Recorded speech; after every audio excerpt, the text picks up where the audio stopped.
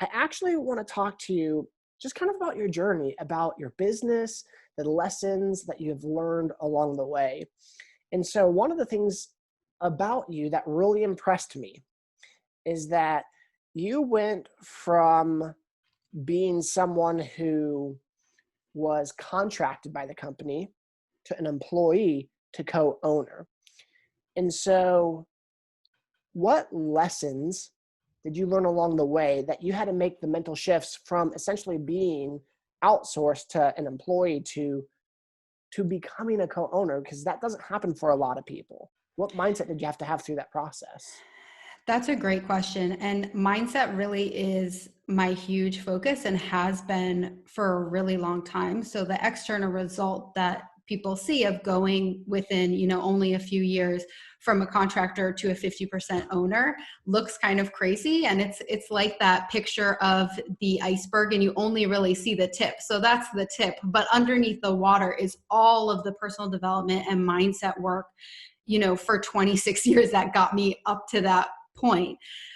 It's interesting that you would say like going from just a contractor to then being an employee of the business to then the owner. So when I became a contractor, I loved it. I really was unemployable, not because I wasn't a good employee, but because I hated being an employee and I didn't like having a boss and I didn't like being told what to do.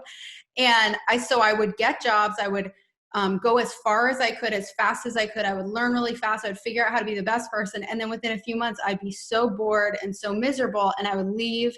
And I moved a lot because I love to travel. So I had this very choppy resume and was a little concerned to be nearing 30 and still not really be able to hold a job because I would get so bored I would leave. Like I wasn't getting fired, but still I was like, is there something wrong with me? And then I realized when I became a contractor and was able to set my own hours and work from home, even though I only had one client, so I wasn't, an entrepreneur, I was really just freelancing. I was like, this is it. I love being able to work from home. I love being able to figure out how to do stuff. No one's training me. And I was also, because I was booking our clients on podcasts, I was listening to these amazing entrepreneurs on podcasts because I was getting to know my clients. And I was so inspired by all of their different paths to success and how they had created so much abundance and such incredible things in totally different, areas from each other in so many different ways.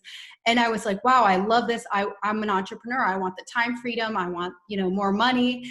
And then when I moved back, I was in Colorado at the time. I moved back home to Rhode Island and was offered an employee position as the first employee, which is being the first employee of a company is a good position to be in.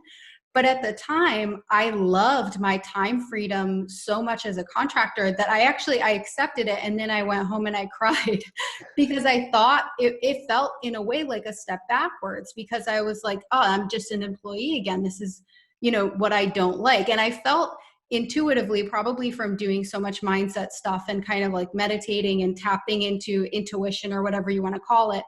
I did feel intuitively that it was a step forward, which is why I accepted the role as an employee. But at the time, I was like, this isn't what I asked for. This isn't the direction I wanted to be moving in. And then, of course, becoming an employee was the best path to get that freedom again and to become a business owner.